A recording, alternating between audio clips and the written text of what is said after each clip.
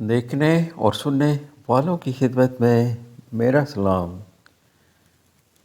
مخلوق خدا کی خدمت کے اجر کا ایک قصہ جو انتہائی دلچسپ اور سبق آموز ہے۔ ایک بزرگ اپنی کتاب میں لکھتے ہیں، ایک دفعہ ایک علاقہ میں بڑے عرصے سے بارش نہیں ہو رہی تھی، کھڑی فصلیں تباہ اور پانی کی شدید قلت تھی۔ کھاد سالی کا دور تھا۔ اہل علاقہ سخت پریشان تھے اور فیصلہ ہوا کہ رب سے التجا کی جائے اور نماز استسقاء ادا کی جائے تاکہ رب مہربانی کرے اور اس پریشانی سے نجات ملے۔ چنانچہ فیصلہ ہوا کہ فلاں تاریخ کو سب لوگ اس بڑے میدان میں جمع ہوں اور نماز ادا کی جائے۔ اس میدان کا رستہ ایک ایسے محلے سے گزرتا تھا جہاں گانے بجانے والی رہتی تھیں اور فیام میں اسے شاہی محلہ کہا جاتا ہے۔ مقررہ تاریخ پر جن مولانا صاحب نے نماز پڑھانی تھی، اپنے ساتھیوں کے ساتھ جب اس محلہ سے گزر رہے تھے تو ایک آدمی ان کے پاس آیا اور سلام کے بعد کہنے لگا، حضرت فلاں بھائی نے آپ کو سلام بھیجا ہے اور کہا ہے حضور ہمیں ساتھ لے چلیں، اللہ کرم کرے گا۔ مولانا صاحب نے جب یہ سنا کہ گانے والی یہ کہہ رہی ہے تو انہیں بڑا غصہ آیا۔ ہم اس بھائی کو ساتھ لے کر جائیں؟ اللہ خول اللہ پڑھتے ہوئے آگے بڑھ گئے۔ میدان میں لوگ جمع تھے، نماز ادا کی گئی، مگر ابر رحمت کا دور دور تک نشان نہیں تھا۔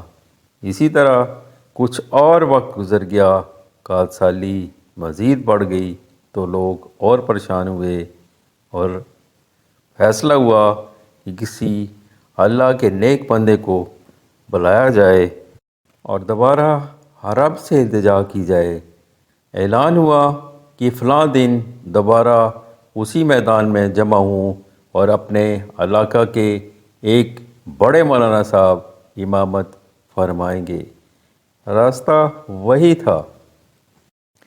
جب وہ مولانا صاحب اس محلے سے گزر رہے تھے تو اسی بھائی نے گیلری میں آ کر بلند آواز مولانا صاحب سے کہا، حضرت اوپر تشریف لے آئیں، اللہ کرم کرے گا۔ ان مولانا صاحب کو اللہ نے فہم و فراست عطا کی ہوئی تھی اور معاملہ فہم بھی تھے۔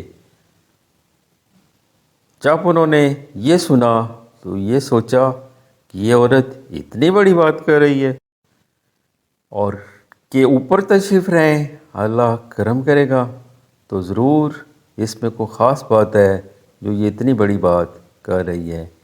انہوں نے اپنے ساتھیوں سے کہا، آپ لوگ میدان میں پہنچے، میں بھائی کی بات سن کر آتا ہوں، اور سیڑھیاں چڑھ کر اوپر چلے گئے۔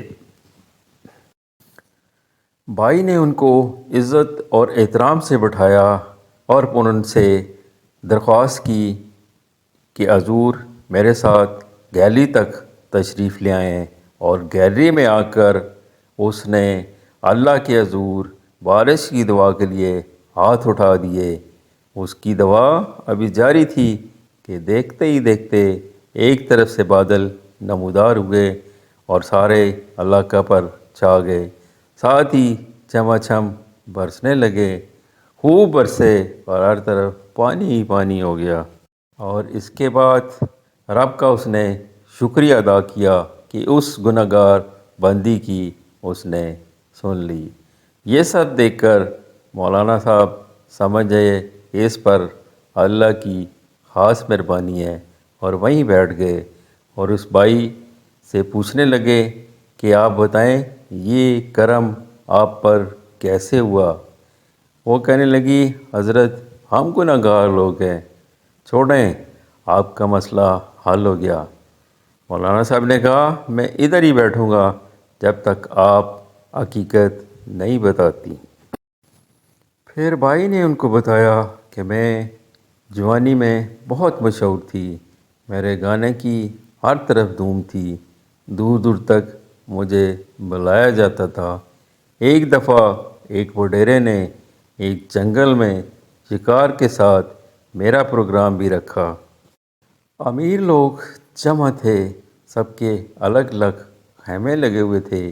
عین جب رات کو محفل اپنے عروج پر تھی، آندھی اور طوفان آ گیا، سب اپنے اپنے خیموں کی طرف بھاگے۔ میرا الگ ایک مخصوص خیمہ تھا۔ جب میں بھاگتی ہوئی خیمے داخل ہوئی تو کیا دیکھتی ہوں کہ ایک کتیا میرے بستر پر ہے اور زچگی کے درد سے چیخ رہی ہے، اور دو بچے نیچے پڑے ہیں، ایک پھنسا ہوا ہے۔ پورا بستر گندا ہو رہا تھا۔ پہلے تو بہت غصہ آیا، لیکن جب کتیا کی تکلیف دیکھی تو مجھے اس پر رحم آیا، اور میں نے پھر اس کی زچگی میں مدد کی، جس سے اس کو آرام آیا، اور اس نے احسان مند نظروں سے میری طرف دیکھا۔ میں نے ساری رات اس کو اپنے خیمے میں رکھا اور صبح نوکروں کے حوالے کیا اور کہا کہ اس کا خاص خیال رکھے۔ بعض حضرت میری یہ ادا رب کو اتنی پسند آئی کہ اب وہ مجھے میرے مانگنے سے پہلے عطا کر دیتا ہے۔